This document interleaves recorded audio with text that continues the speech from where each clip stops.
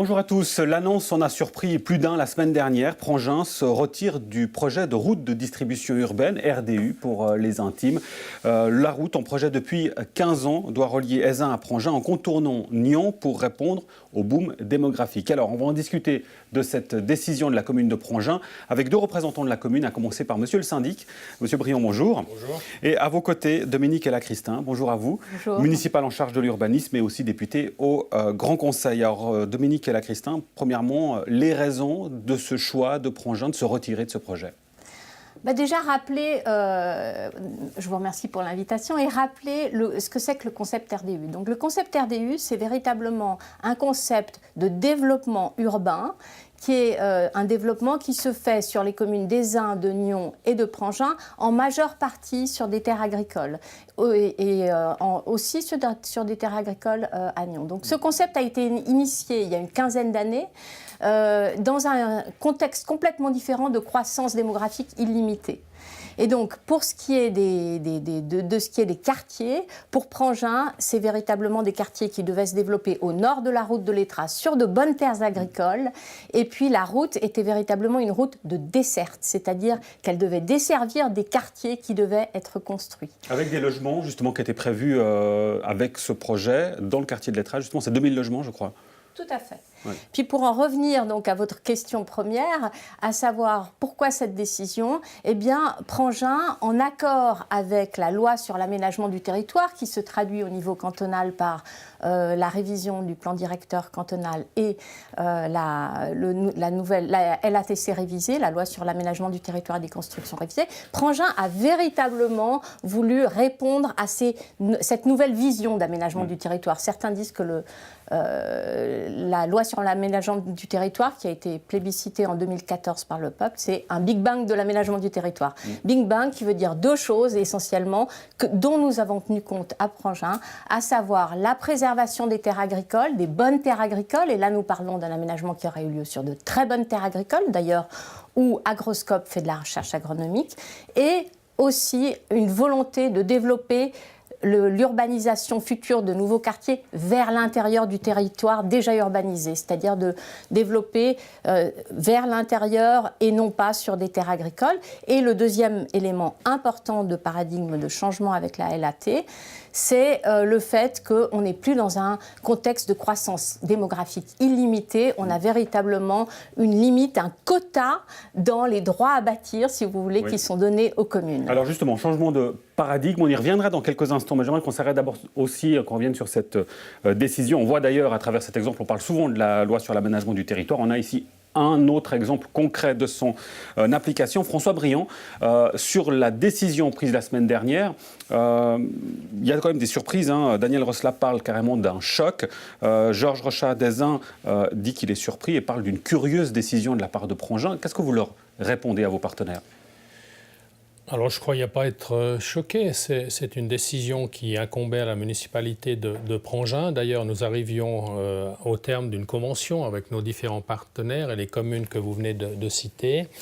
Et il était de notre devoir de prendre une position quant à la poursuite de ce dossier, de cette étude, du concept RDU proprement dit. Nous l'avons fait après, bien sûr, une pesée d'intérêt.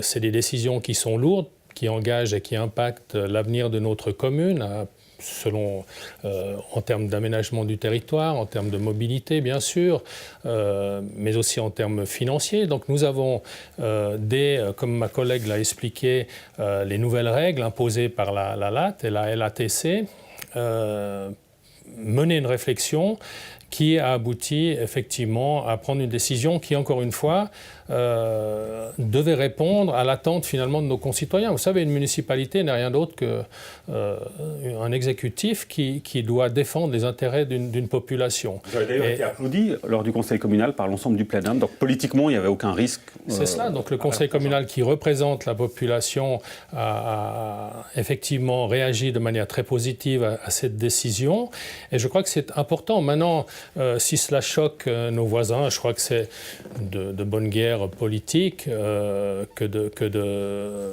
réagir de la sorte, mais je crois que sur le long terme, il n'y a pas de problème avec nos voisins immédiats. Nous avons mené ensemble... Ça ne précipite pas vos relations à l'heure actuelle? Non, du tout. Je pense que nous avons toutes sortes de collaborations, notamment avec Nyon, dans différents secteurs d'activité que nous allons poursuivre. Je crois que c'est la règle du jeu qui était clairement stipulée dans la convention qui nous liait. Chaque commune devait prendre une position et cette décision appartient à la municipalité de chaque commune. D'ailleurs, je crois Aisin a pris position. Nous étions la deuxième commune à prendre position. Nyon aurait pu le faire avant nous, donc nous avons pris une décision, mais qui était attendue. Donc tout le monde savait que notre municipalité allait prendre une décision. Maintenant, si on accepte qu'une décision doit être prise, il faut en accepter le résultat, entre guillemets. Dominique Ella-Christin, sur le point de vue financier, il y a des centaines de milliers de francs qui ont déjà été injectés pour les projets d'études. Et à terme, ça aurait été 24 millions de francs pour la commune de Prongin. Est-ce qu'il faut comprendre par là que cet argent qu'on jette un peu à la poubelle, c'est un mal pour un bien ? Alors, avant de répondre à votre question, j'aimerais juste rebondir un petit peu sur la question précédente, à savoir le fait que le conseil communal nous a suivis. Et effectivement, c'est très gratifiant pour une municipalité d'aller dans une direction où on sent qu'on est véritablement soutenu par notre population. C'est pour ça que vous êtes droit dans vos bottes aujourd'hui. Tout à fait. Et j'aimerais souligner aussi le fait que le conseil communal, au travers de 2 motions de M. Bussiol, un conseiller communal qui tient beaucoup justement aussi à cette préservation de nos bonnes terres agricoles, avait clairement donné des signes qu'elle est dans cette direction-là aussi. Donc ce n'est pas une surprise, c'est ce que vous confirmez? Ce n'était pas une surprise non plus. Et sur l'aspect financier alors? Alors l'aspect financier, évidemment, il y a 2,3 millions qui ont déjà été dépensés depuis 15 ans pour ce projet. Mais vu le changement de paradigme qu'il y a actuellement, eh bien évidemment, les choses s'adaptent. Je veux dire, il y a toute une série de projets suite à la LAT qui ont dû être revus parce que c'est un changement tellement important dans la conception de l'aménagement du territoire. C'est la fin de la croissance à tout va, c'est ce que l'on comprend, notamment avec cette loi sur l'aménagement du territoire. Est-ce que ça veut dire, en tout cas c'est peut-être ce qu'on peut comprendre, François Briand, de par vos propos, que vous avez tout juste et peut-être vos partenaires ont, peut-être pas tout faux, mais en tout cas plus faux? Je crois qu'il n'y a pas de vérité absolue. Ce qui est une réalité, c'est que notre région de la côte connaît une croissance démographique, une croissance économique qui est, on le sait, largement supérieure à bien d'autres dans notre pays. Donc on doit faire face à ce développement et nous avons l'intention d'y participer. C'est dans notre programme d'ailleurs de législature et je crois que ça va le rester pour longtemps. Maintenant, la manière dont nous le faisons, on ne peut pas effectivement rester isolé au sein de notre commune. On doit regarder ce qui se passe ailleurs, mais on doit préserver aussi nos intérêts et on a aussi dans nos objectifs de préserver une certaine identité villageoise qui nous tient à cœur, de développer de manière harmonieuse notre commune et d'intégrer cette croissance qui d'ailleurs fait l'objet aujourd'hui même de plans de quartier qui vont aboutir très prochainement et qui va faire croître en gros de l'ordre de 1000 habitants. Pour une commune de 4000, c'est un quart de plus. Donc nous gérons ce développement et nous prenons notre part au développement de toute une région. Alors si on s'éloigne un petit peu du cas uniquement de Prongin, parce que c'était le but d'ailleurs de cette route de distribution urbaine, sur cet aspect démographique, justement, Dominique Ella-Christin, qu'est-ce que vous répondez à celles et ceux qui vous diraient finalement, il faut pouvoir gérer et donc offrir des infrastructures pour répondre à ce boom démographique, ce que ne semble pas faire Prongin aujourd'hui? Alors, Prongin participe et coordonne complètement son développement urbain. Mais intramuros? Non, avec 9 autres communes. Maintenant, nous avons véritablement, à nouveau, avec ce changement de date, traduit dans les 2 documents cantonaux une obligation de travailler, et d'ailleurs c'est une très bonne chose, au-delà de nos frontières communales. Donc maintenant, c'est inscrit dans la loi, et il y a 9 communes qui font partie de ce qu'on appelle, c'est un peu technique, mais périmètre compact d'agglomération du Grand Genève, avec lesquelles nous nous coordonnons, et avec lesquelles nous allons devoir faire une planification directrice qui nous permettra d'avoir une véritable vision d'un développement au niveau du territoire de la région, aussi bien pour ce qui est urbanisation, donc les quartiers à développer, etc., mais aussi pour tout ce qui est mesures de transport, de mobilité et mobilité multiple, et également, évidemment, pour tout ce qui est environnemental. Donc ces trois volets qui sont vraiment liés pour toutes les questions d'aménagement du territoire vont être réfléchis ensemble avec ces 9 autres communes. Et d'ailleurs, c'est une bonne chose aussi, l'ensemble des autorités va y participer parce que les conseils communaux de ces 9 communes vont devoir se prononcer sur la vision sur laquelle se mettront d'accord les 9 municipalités, et ils auront un vote, ils devront se prononcer dans leurs conseils, dans leurs organes délibérants sur la vision stratégique pour le développement de notre région. Alors oui à la démographie galopante, c'est ce qu'on comprend, mais limitée, en tout cas encadré, c'est ce que l'on comprend aussi. Et puis alors, concernant votre position de la commune de Prangin, François Briand, sur la LAT, la loi sur l'aménagement du territoire, on a entendu depuis ces derniers mois, ces dernières années, beaucoup de communes qui critiquent la LAT, son application, la difficulté d'appliquer cette loi. On a l'impression que Prangin fait contre mauvais corps bonne fortune, ou en tout cas se dit, puisqu'il faut l'appliquer, autant le faire avec optimisme. On essaye de jouer les bons élèves par rapport aux lois. Je crois que c'est aussi une des missions d'un exécutif, c'est de gérer les biens de sa commune en respectant les lois et les règlements. Donc on ne pouvait pas faire mieux que de raisonner en regardant cette nouvelle loi. Au-delà, c'est vrai que la LAT a fait beaucoup parler parce qu'il y avait même, on peut dire, certaines incohérences. Des communes autres que la nôtre ont beaucoup de difficultés à répondre à ce nouveau paradigme dont on parlait, et notamment en matière de déclassement, de reclassement de zones agricoles, de ces zones à bâtir. Donc tout cela pose un certain nombre de problèmes à énormément de communes. On a même parlé en son temps qu'on allait revoter sur une nouvelle LAT, mais en l'état, cette loi existe et on doit faire avec. Je crois le contraire serait anormal pour, encore une fois, une commune comme la nôtre. Alors ça va quand même plus loin que juste de se dire il faut l'appliquer, appliquons-la correctement et bien, Dominique Ella-Christin, c'est dire, vous soutenez d'ailleurs les objectifs de la LAT, en premier lieu la protection des terres agricoles. Absolument, donc les 2 volets, protection des terres agricoles, des bonnes surfaces d'assolement. En surface d'assolement, c'est des bonnes terres agricoles. Et comme vous le savez, le canton a un contingent qui est d'ailleurs maintenant vraiment, c'est difficile de s'assurer de ce contingent auquel il doit répondre. Et donc les surfaces agricoles sur lesquelles ces urbanisations à Prangin étaient prévues sont des surfaces importantes pour le canton qui va pouvoir récupérer. Et c'est aussi, c'est pas sans importance, les terrains sur lesquels Agroscope travaillait, et ça permet d'enlever une épingle du pied à Agroscope, puisque, comme vous le savez, ils ont prévu de restructurer, éventuellement de quitter la région, et l'ensemble des autorités, les députés ont fait une résolution sous Madame Frémont-Cantonne, la région s'est aussi prononcée, les municipalités se sont prononcées pour que Agroscope reste. Et là, véritablement, on augmente les chances qu'Agroscope, c'est-à-dire pour ceux qui ne le savent pas, la station de recherche qui avait beaucoup de recherches sur ces fameuses terres agricoles sur lesquelles nous avions prévu de faire du développement urbain, eh bien, ça leur enlève une épine du pied parce qu'il n'y a plus besoin de relocaliser ces espaces de recherche. C'est le projet dont on parlait d'ailleurs. On a longuement parlé sur ce même plateau d'ailleurs sur la volonté de la Confédération de regrouper les sites de l'Agroscope du côté de Peuzieux à Fribourg. Alors justement, François Briand, est-ce que ce n'est pas aussi, on le comprend, d'une certaine manière, un appel du pied à la Confédération en disant on veut que vous restiez ici. D'ailleurs, on fait en sorte qu'on ne touche pas à vos terres.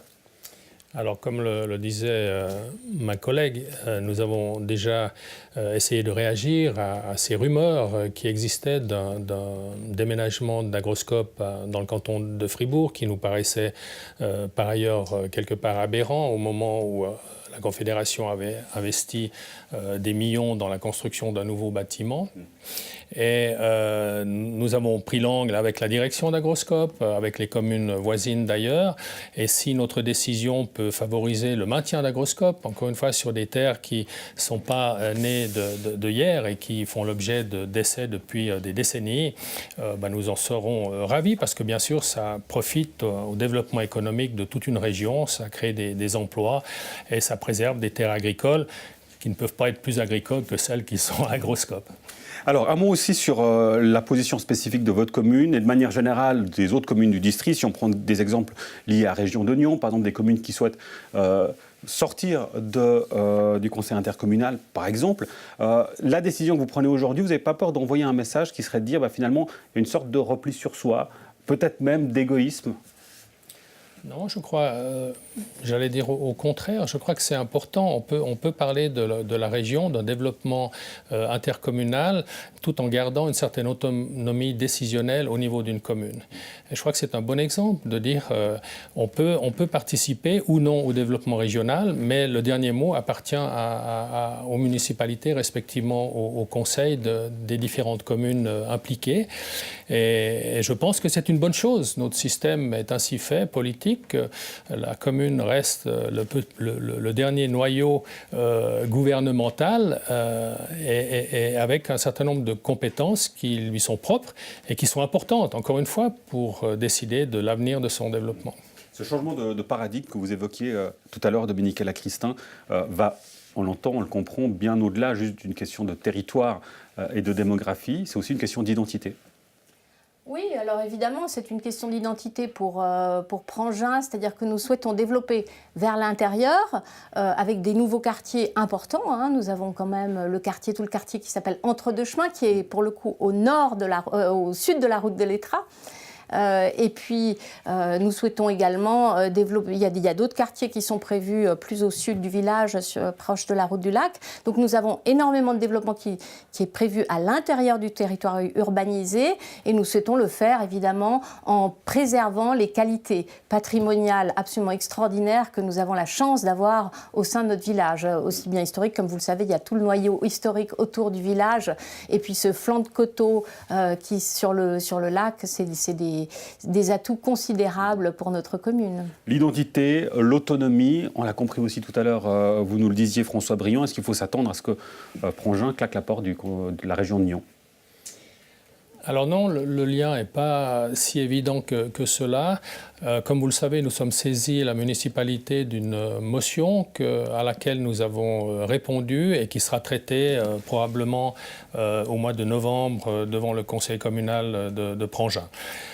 Nous avons également, sur ce point extrêmement important pour le développement de notre région, mené une longue réflexion au sein de la municipalité et nous avons essayé d'être le plus objectif possible en analysant tous les avantages qu'il y avait à rester au sein de la région de Nyon et lister également les inconvénients qui pouvaient survenir à être membre de région de Nyon.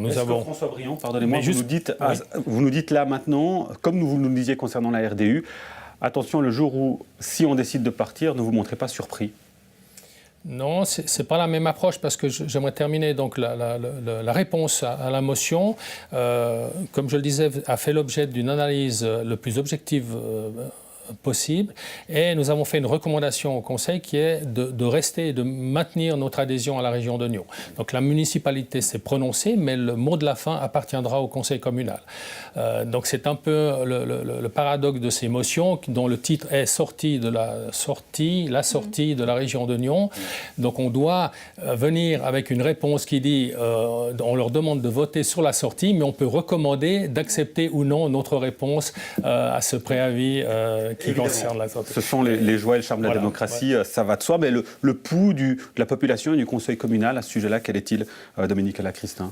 Alors je ne saurais me prononcer. Et puis la commission a été nommée, comme vous le savez, et puis elle va organiser ses travaux de façon à peut-être, on l'espère, rendre son rapport au mois de novembre. La suite au prochain numéro, comme on dit, évidemment. Merci beaucoup. On rappellera donc cette décision de la commune de Prangin tombée la semaine dernière qui se retire donc du projet de route de distribution urbaine. Merci beaucoup François Briand et Dominique Lacristin pour votre participation. Merci à vous pour votre fidélité. On se retrouve la semaine prochaine pour un sujet un peu plus léger, quoique c'est une affaire sérieuse aussi. Le vin et les vendanges avec nos invités. Rendez-vous donc la semaine prochaine. Bonne suite de programme sur NRTV.